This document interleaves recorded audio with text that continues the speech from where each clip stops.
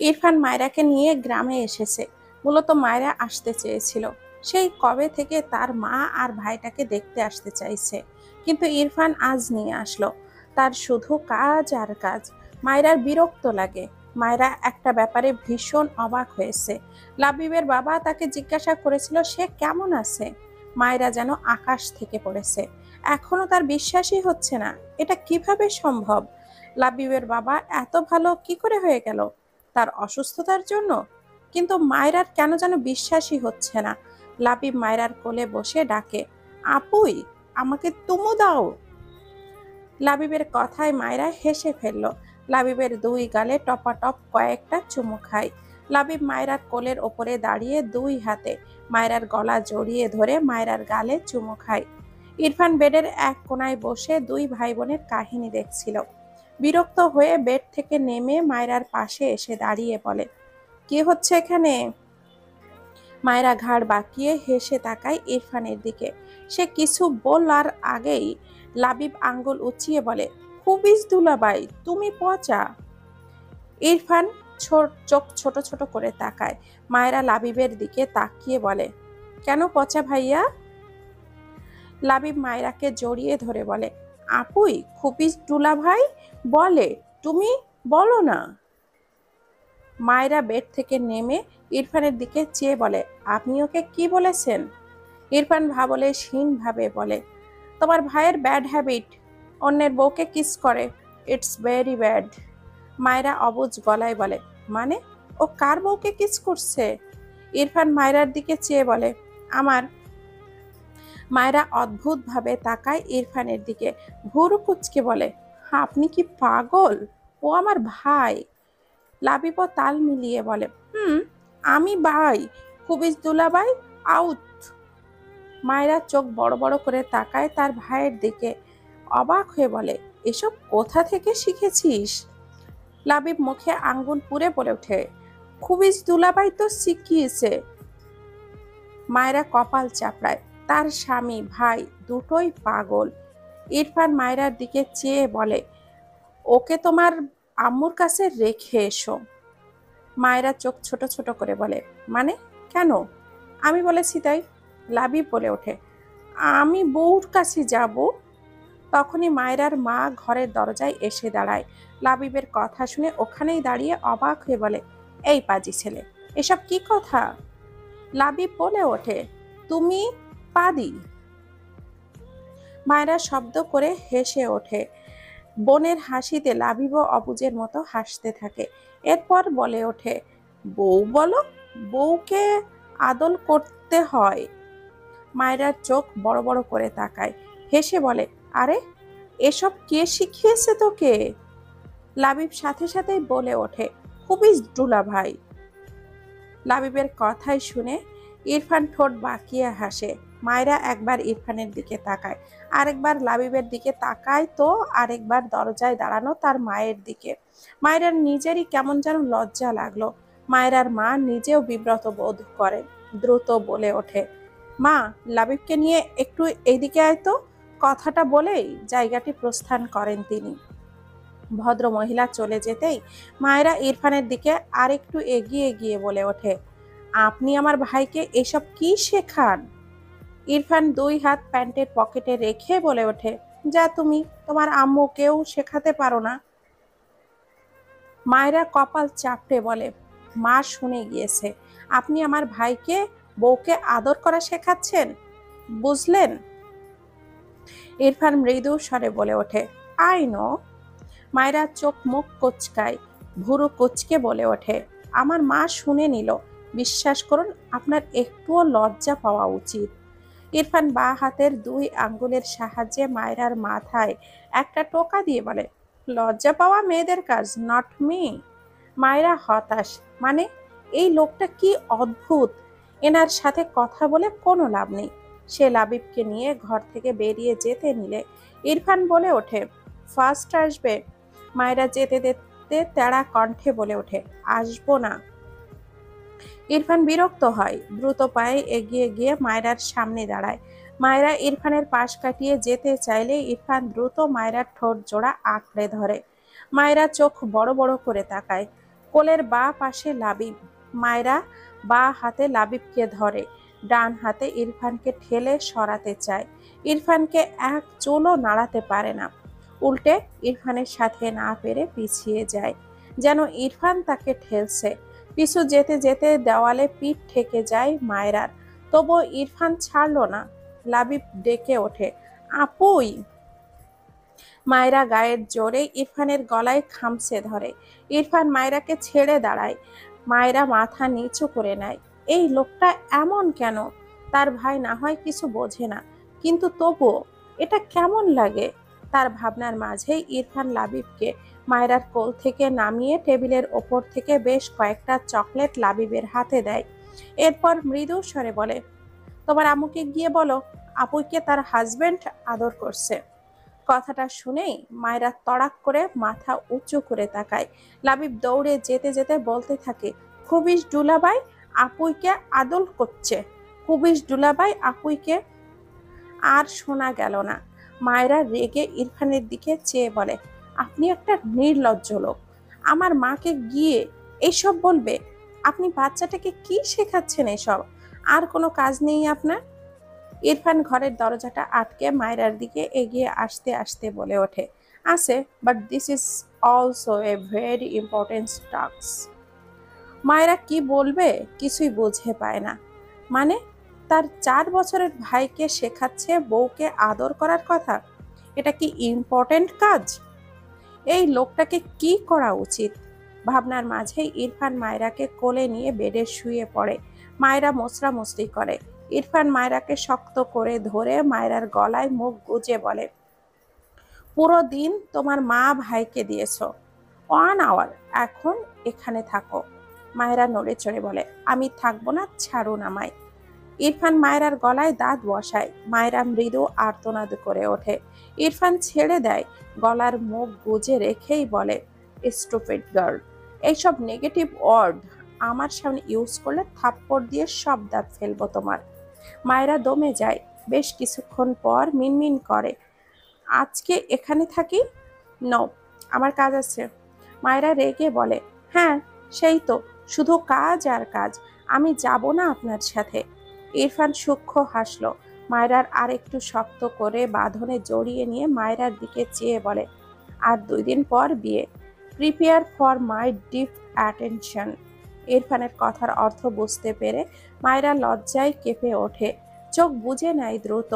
ইরফান মায়রা গ্রাম থেকে মাত্রই রওনা হলো। শুদ্ধ রাস্তায় দাঁড়িয়ে ফোনে কিছু করছে। নাসিমকে দেখে এগিয়ে আসে। নাসিম ও শুদ্ধকে দেখে দাঁড়িয়ে যায়। শুদ্ধ ফোনটা পকেটে রেখে বলে, আরে তুই গ্রামে যে আসবি বললি না যে? নাসিম ছোট করেই বলে ওঠে, এমনি চলে এলাম, মামার বাড়ি সপ্তাহখানেক থাকবো, মাও আছে এখানে। শুদ্ধ নাসিমের কাঁধে হাত রেখে বলে, আমার বিয়ার তুই থাকবি না, পাগল নাকি? নাসিম মৃদু হেসে বলে, তোর আর ফাইজের বোনের জন্য অনেক দোয়া দিয়ে দিলাম, আমি যেতে পারবো না দোস্ত। শুদ্ধ নাসিমের কথা উড়িয়ে দিয়ে বলল, গাঞ্জা খাইছো শোনা? খাবি তো খাবি, ডেট দেখে খাবি না? তোদের জ্বালায় আমি শুদ্ধ আর বাঁচি না।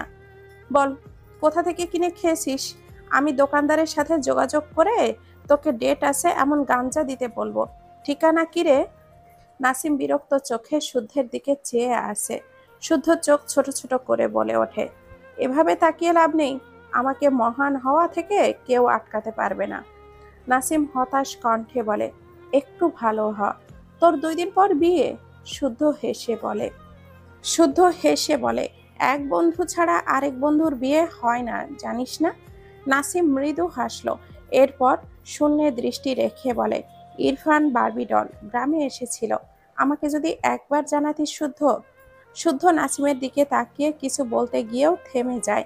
নাসিম মলিন গলায় বলে, প্রথম বারবি ডলকে একবার দেখেছিলাম জাস্ট, তার সাথে কখনো কথা হয়নি আমার, অথচ কত করে চাইতাম আমি তাকে।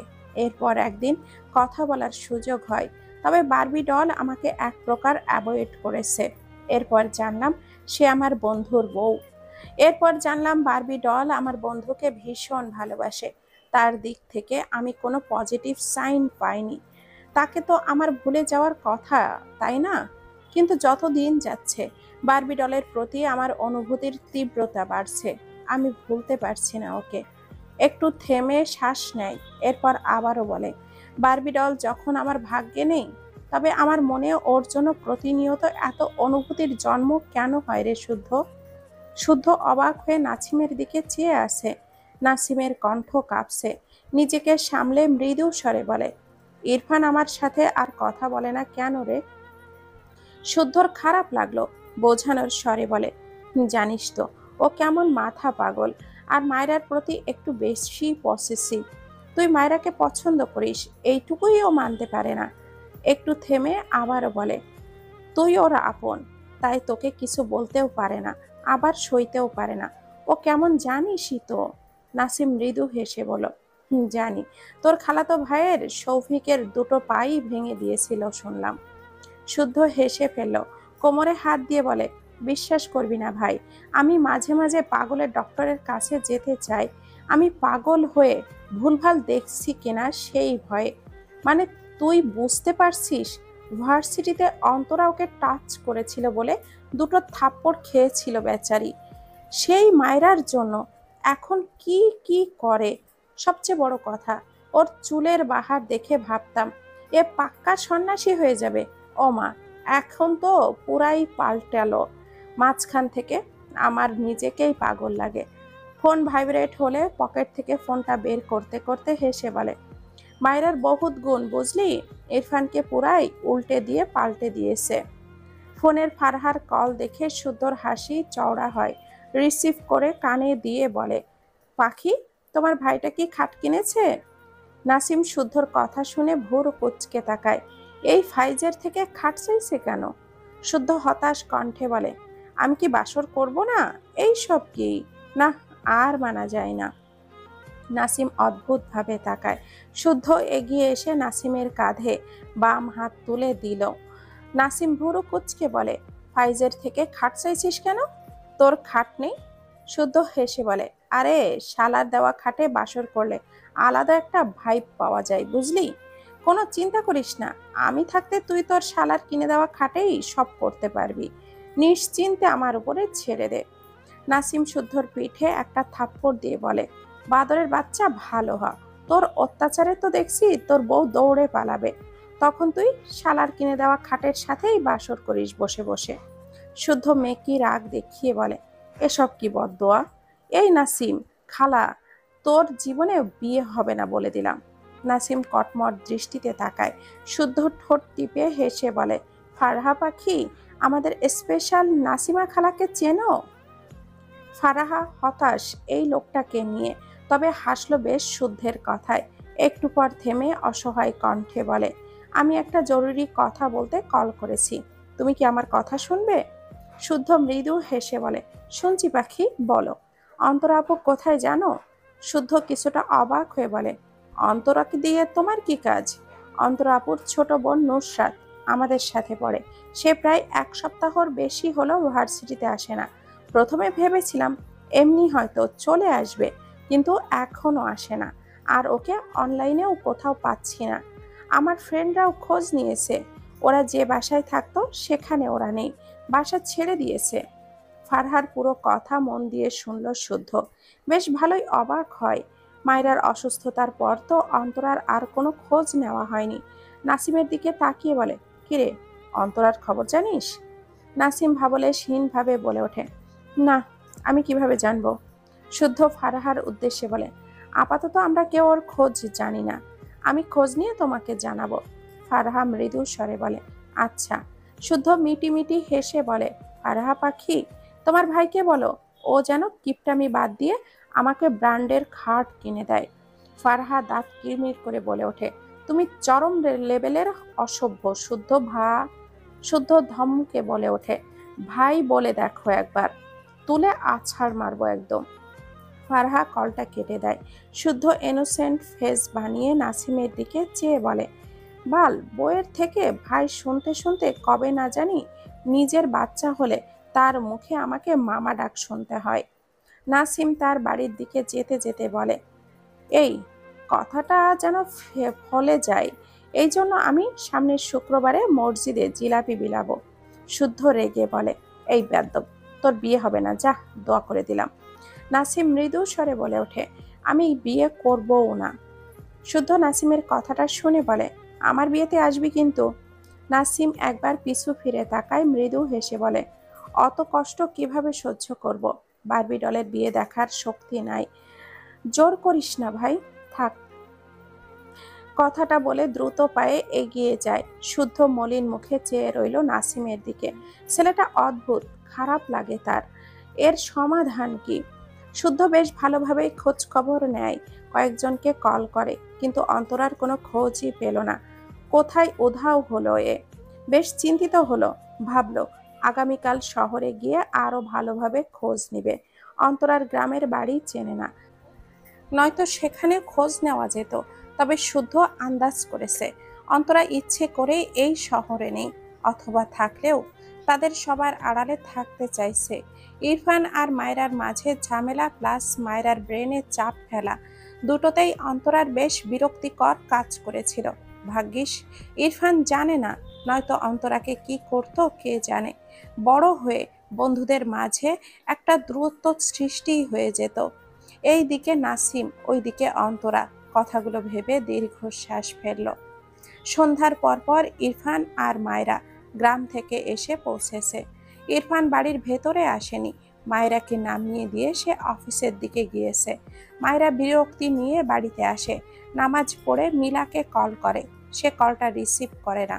মায়রার মন খারাপ হয়, মিলা তার উপর মারাত্মক রেগেছে। কলেজে গিয়ে কত তেল মেখেছে, কিন্তু ওই বান্দি গলেনি। মায়রার সাথে এত কিছু ঘটেছে, অথচ সে কিছুই জানে না। এটা নিয়ে তার রাগ হয়। কবে যে রাগটা ভাঙাতে পারবে বেচারির। তবে আজ সে পণ করেছে, এই মেয়ে যতক্ষণ না তার ফোন তুলবে ততক্ষণ সে কল দেওয়া থামাবে না। সত্যি সত্যি মায়েরা পুরো 15 বার কল দিল টানা, ধৈর্য নিয়ে। এরপর একটা ক্লান্তির শ্বাস ফেলে 16তম বার কল দিলে কলটা রিসিভ হয়। মায়েরা খুশিতে কিছুটা লাফিয়ে ওঠে, সাথে সাথেই অরুণয়ের সুরে বলে, তুই আমার সোনা পাখি, আমি 1000 বার কান ধরে উঠবস করব ময়না, একটু কথা ক আমার সাথে। এই ময়না। ওপাশে মিলা ঠোঁট টিপে হাসছে, একে ভালোই জব্দ করেছে, কত বড় সাহস! শুধু শুধু মুখে বলবে বান্ধবী, আর কাজের বেলায় অষ্টরম্ভা। তা তো হবে না। এত বড় অসুখ বাঁধিয়ে কাটিয়ে এলো, অথচ তাকে 2 দিন আগে জানানো না। এইসব সে মানবে না। মায়েরা আবারও অসহায় কণ্ঠে বলে, এই কথা বল না রে, তুই আমার শ্যামা মায়ের বোন, আমার খালা। এমন করলে কিন্তু আমার সেই খারাপ লাগে। মিলা এবার গলা ঝেড়ে বলে, ঠিক আছে, ভবিষ্যতে যেন আর এরকম ভুল না হয়। মায়েরা হাঁটতে হাঁটতে মাথা নেড়ে বলে, অবশ্যই অবশ্যই, আমি তো এরপর থেকে সবার আগে তোকেই বলবো, শিশুওয়ালা আগেও তোকে বলবো, পাক্কা ময়না। মিলা হেসে বলে, ও মা, তোর বরের থেকে আমায় বেশি ইম্পর্টেন্ট দিবি নাকি? দিলে বাসর রাতে আমাকে প্রক্সি দিস, তোর জামাই আঙ্গুল চুষবে বসে বসে। মায়েরা চোখ মুখ কুচকে তাকায়, রেগে বলে, একটা থাবড়া খাবি বেয়াদ্দব। মিলা মিটিমিটি করে হেসে বলে, বুঝেছি বুঝেছি, এতদিন ভুল বোঝাবুঝি শেষ হয়েছে। এখন তোর তৃষ্ণার্ত বরকে সঙ্গ না দিলে তোর অঙ্গই পুড়বে, তাই না ময়না? মায়েরা কোমরে হাত দিয়ে রেগে বলে, আর একটা ফালতু কথা বললে না, তোর ভবিষ্যৎ জামাইরে উগানটা পাঠাবো বলে দিলাম। মিলাও হেসে বলে, আমাকেও পাঠাস রে, টিকিট ছাড়া বিনা পয়সায় যেতে ভালোই লাগবে। মায়েরা হেসে বলে, আহারে ময়না, ওখানে গিয়ে তোর জামাইয়ের চারপাশে হাত পা টিপে দেওয়া মেয়েদের দেখিয়ে তোর অঙ্গ জ্বালানোর ব্যবস্থা করব আমি। মিলা ভোতা মুখ করে রাখে, সি, মেয়েরা কি ছোট ছোট কাপড় পরে থাকে, অমন জায়গায় তার জামাই গেলে সে হার্ট ফেল করবে না? মায়েরা এসব রেখে বলে, তুই কালকে এখানে আসবি কিন্তু মিলা, একটা বায়নাও দেখালে চটকানা খাবি। রাত প্রায় 12টার কাছাকাছি। ইরফান অফিস থেকে ফিরে বেডের দিকে নজর করলে দেখলো মায়েরা ঘুমিয়ে গিয়েছে। মায়েরার বিড়াল লিও মায়েরার পাশেই ঘুমিয়ে আছে। মায়েরা লিওকে জড়িয়ে ধরে ঘুমিয়ে আছে। ইরফান বিরক্ত হলো, এগিয়ে গিয়ে লিওকে নিয়ে মেঝেতে রাখা অনেকটা দোলনার মতো তার উপরে শুইয়ে দিল। মায়রার জন্য এই বিড়ালকে তার বাচ্চার মতো পালতে হয়। তার ওপর আবার এটা তার বউয়ের সাথে ঘুমানোর শখ। মাঝে মাঝে ইরফানের ইচ্ছে করে একে আছাড় মারতে। লিওকে যথাস্থানে রেখে ইরফান মায়রার দিকে একবার তাকালো। এরপর সে ফ্রেশ হতে যায়। শাওয়ার নিয়ে বেরিয়ে দেখলো মায়রার এলোমেলো অবস্থা। প্রথম যেদিন মায়রা তার বেডের উপরে ঘুমিয়েছিল, অনেকটা সেভাবেই ঘুমিয়েছে। বেডের কোনায় মাথা রাখা, চুলগুলো মেঝে ছুঁয়েছে, জামা উঠে ফর্সা পেট উন্মুক্ত হয়েছে। ইরফান জিভ দিয়ে ঠোঁটটা ভিজিয়ে মায়রার দিকে এগিয়ে এসে মায়রাকে ঠিক করে শুইয়ে দেয়। জামা ঠিক করতে গিয়ে ঢোক গিলে শুকনো গলা ভেজায়। নিজেকে না দমিয়ে উন্মুক্ত পেটে দুটো গাঢ় চুমু আঁকে, দাড়ির খোঁচা লাগায়। মায়রা ঘুমের ঘোরে একটু নড়ে চড়ে ওঠে। ইরফান এগিয়ে এসে মায়রার কপালে একটু চুমু খেয়ে সরে যায় মায়রার থেকে। নিজেকে পরিপাটি করে রুম থেকে বেরিয়ে যায়। মায়রার হঠাৎই ঘুমটা ভেঙে যায়। চোখ মেলে ঘরের আশেপাশে চোখ বুজিয়ে ইরফানকে খুঁজলে পায় না। বেডে লিওকে না দেখে চিন্তিত হয়। বেড থেকে নেমে দাঁড়িয়ে লিওর জায়গায় তাকে ঘুমাতে দেখে বুঝলো ইরফান এই কাজটা করেছে। মায়রা এগিয়ে গিয়ে বেলকনিতে ইরফানকে খুঁজলো, পায় না। মায়রার ভীষণ বিরক্ত লাগে। একে তো এসেছে 100 ঘন্টা পর, এসেই আবার নেই। মেজাজটা খারাপ লাগে। ওয়াশরুমে গিয়ে মুখে পানি দেয়।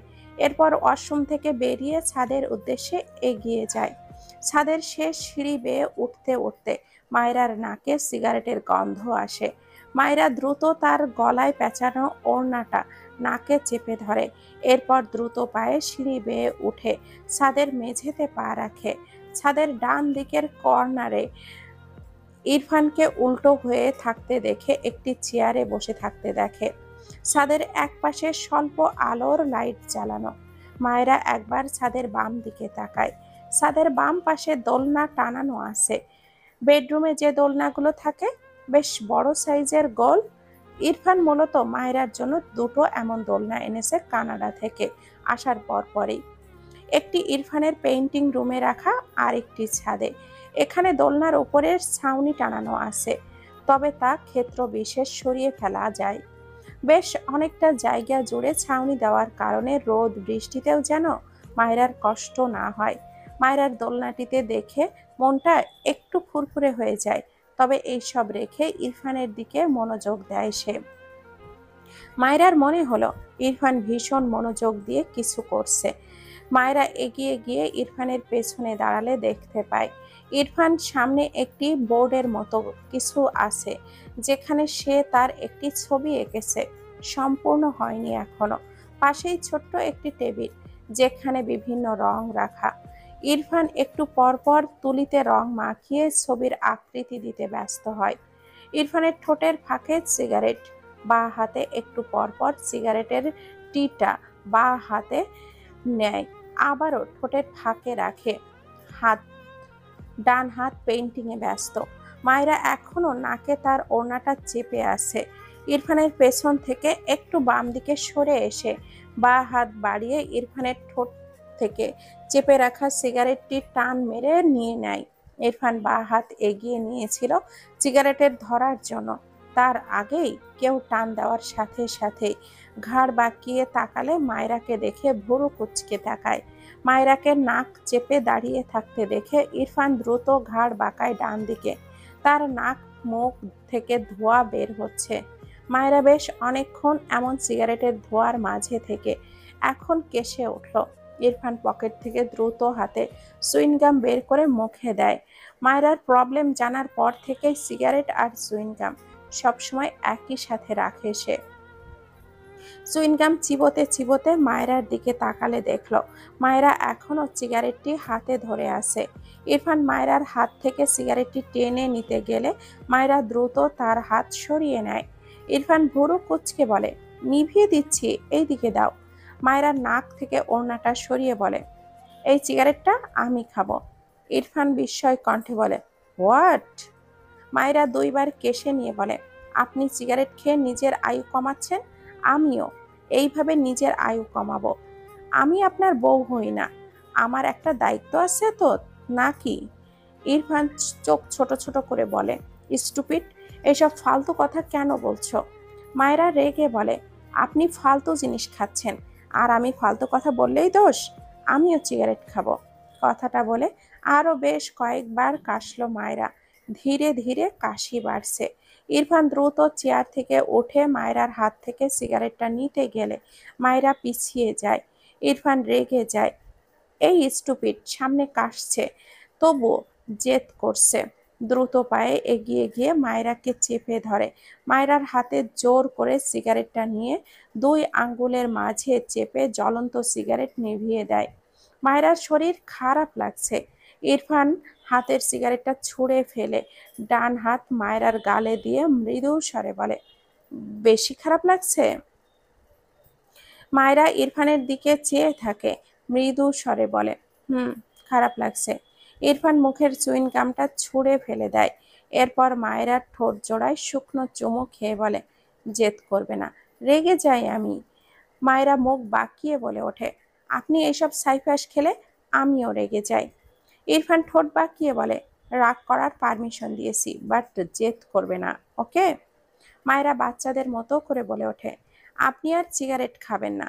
ইরফান মায়েরার দিকে চেয়ে থাকে কিছুক্ষণ, কিছুই বলল না। মায়েরা টেনে নিয়ে গিয়ে তার পেন্টিং বোর্ডের সামনে বসে। মায়েরাকে তার কোলে বসায়, মৃদু স্বরে বলে, দূর থেকে সিগন্যাল দিবে, তাহলে তুমি আসার আগেই সিগারেটটা ছুঁড়ে ফেলবো। মায়েরা কিছু বলতে চাইলে ইরফান এড়িয়ে গিয়ে বলে, তোমার লিওকে এঁকেছি, যদিও ও আমার এনিমি, বাট তোমার ভালো লাগবে বলেই এঁকেছি। It's very very difficult for me, no. তোমার জন্য আমি আমার এনিমিকে এঁকেছি। How is it possible? ইরফানের কথায় মায়েরা হেসে ফেলল। পিকটির দিকে তাকালে দেখল তার দুটো পিক আঁকা। একটিতে সে লিওকে জড়িয়ে ধরে ঘুমাচ্ছে, আর একটি বেডের কোনায় শুয়েছে, চুলগুলো মেঝেতে ছুঁয়েছে। তবে পেটের দিকে নজর পড়লে মায়েরা লজ্জা পায়। ইরফানকে ঠেলে বলে, আপনি আসলে অসভ্য লোক, এইসব কি এঁকেছে? ইরফান এই কাগজ রেখে আরেকটি সাদা কাগজ রাখে সামনের বোর্ডের ওপরে। আবারও নতুন কিছু আঁকতে হাতে তুলি ঘোরায় আর ঠোঁট বাঁকিয়ে বলে, আরো অনেক কিছু আঁকতে পারি, তুমি চাইলে স্টার্ট করব। মায়েরা খুব ভালোই বুঝলো এই লোক উল্টাপাল্টা মিন করছে। দ্রুত বলে ওঠে, আমি পেন্টিং শিখতে চাই। ইরফানের হাত থেমে যায় আর চোখে মায়রার দিকে তাকায়।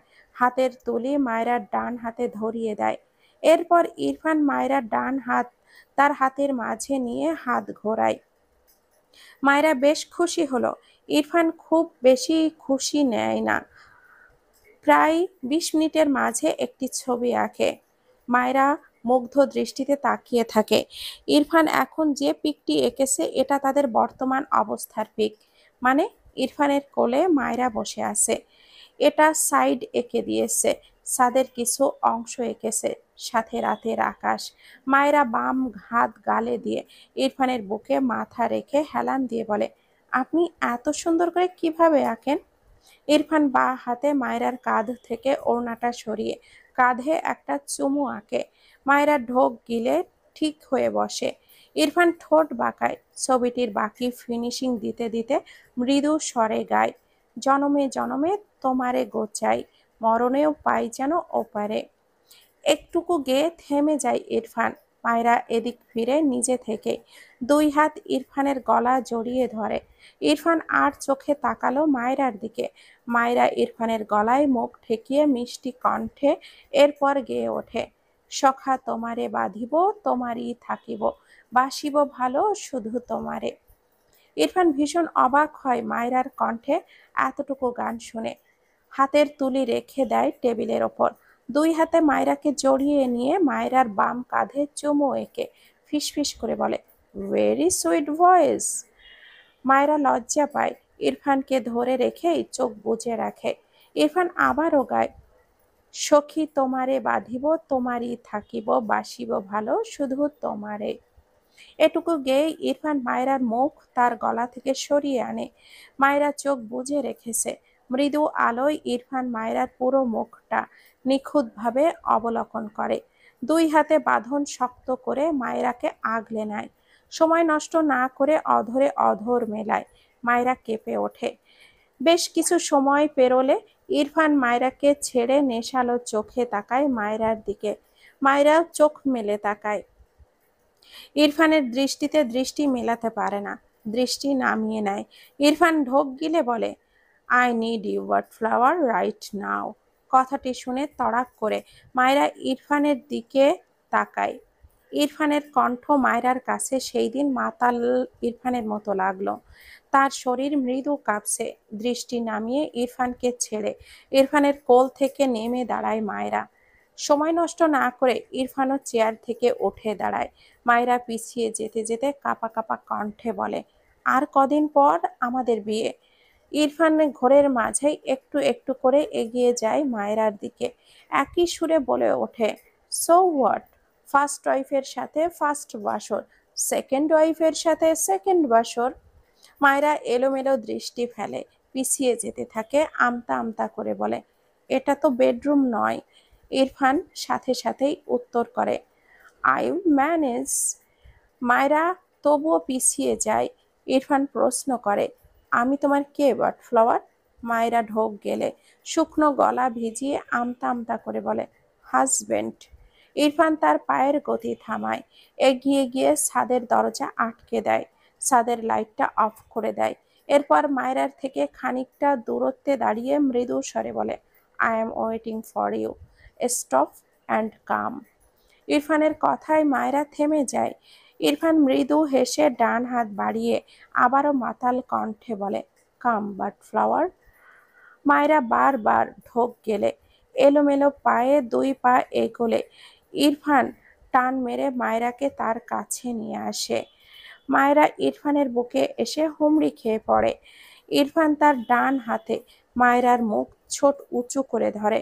মায়রার দৃষ্টি নিচু। ইরফান মৃদু স্বরে বলে, তুমি কাঁপছো কেন? মায়রা মাথা নিচু করে রেখেই জিভ দিয়ে ঠোঁটটা ভিজিয়ে মিনমিন করে বলে, সরি। ইরফান মায়রার কথায় সূক্ষ্ম হাসল। হঠাৎই মায়রাকে উল্টো ঘুরিয়ে এক টানে মায়রার জামার চেইন খুলে দেয়। মায়রা কেঁপে ওঠে। ইরফান মায়রার পিঠে বিদ্যমান কালো তিলটায় ঠোঁট ছোঁয়ায়। মায়রা থেমে থেমে ডাকে, শিশরাজ। ইরফান মায়রাকে পেছন থেকে জড়িয়ে নেয়, কাঁধ থেকে মায়রার ওড়নাটা টান মেরে ছুঁড়ে ফেলে।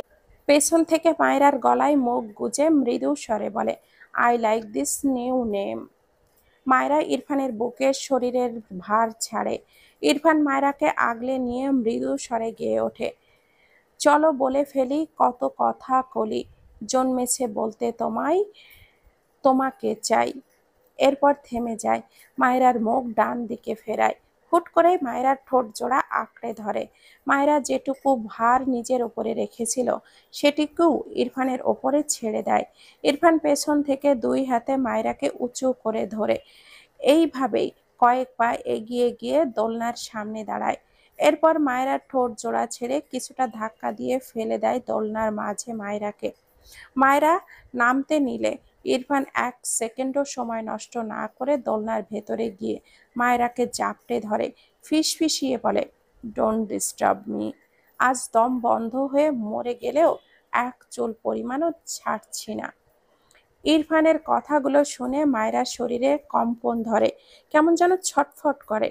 ইরফান মায়রাকে ছেড়ে বিরক্তি কণ্ঠে বলে, স্টুপিড, কি প্রবলেম?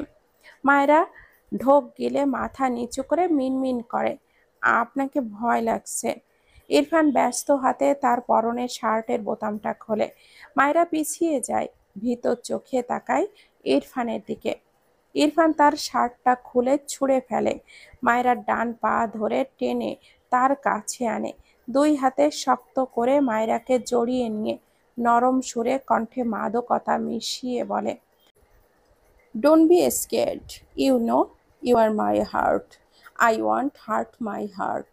ভয় পেও না, তুমি তো জানো তুমিই আমার হার্ট, আমি আমার হার্টকে আঘাত করব না। কথাটা বলে ইরফান মায়রার গলায় গাঢ় চুমু এঁকে একই সুরে বলে ওঠে, try to understand, I need you what flower, I will do my best to be a gentleman with you, okay? Myra বোধহয় একটু শান্ত হলো। ইরফান ঠোঁট বাঁকিয়ে সূক্ষ্ম হাসে। ডান হাতে টান মেরে মায়রার জামাটা কাঁধ থেকে নামিয়ে দেয়। সময় যত পেরোয় ইরফান ততই মায়রাতে মত্ত হয়। মায়রা কাঁপা কাঁপা কণ্ঠে আওড়ায়, শিশরাজ। এলোমেলো ইরফান মায়রার কানের কাছে মুখ নিয়ে ফিসফিসিয়ে আওড়ায়, মাই বার্ড ফ্লাওয়ার। ইরফান দুই হাতে মায়রা দুই হাতে ইরফানের গলা জড়িয়ে ধরে। ইরফান মায়রার কানের পিঠে চুমু এঁকে মাতাল কণ্ঠে গেয়ে ওঠে, ঝলসানো রাতে এই পোড়া বারাতে তুমি আমার অন্ধকার আর রোশনাই। মায়রা চোখ বুজে নেয়। ইরফান আরও খানিকটা এলোমেলো হলো, মায়রাকে এলোমেলো করতে ব্যস্ত হলো। আজ ইরফান মায়রার সাথে সাথে প্রকৃতিও যেন হঠাৎই এলোমেলো হলো। দমকা হাওয়া ছড়িয়ে পড়ল প্রকৃতি জুড়ে, ঝিরিঝিরি বৃষ্টি পড়তে শুরু করে। ইরফানের সেই সব খেয়াল নেই। এতদিনের একটু একটু করে জমিয়ে রাখা সবটুকু ভালোবাসা তার বার্ড ফ্লাওয়ারকে মাখাতে ভীষণই ব্যস্ত সে। সবাইকে অনেক অনেক ধন্যবাদ। গল্পটির নাম হচ্ছে প্রণয়ের অমল কাব্য। লিখেছেন ডিআরএম সোহাগ। পেজের নাম ডিআরএম সোহাগানি। সবাইকে আবারও ধন্যবাদ। ভালো থাকবেন, সুস্থ থাকবেন। আল্লাহ হাফেজ।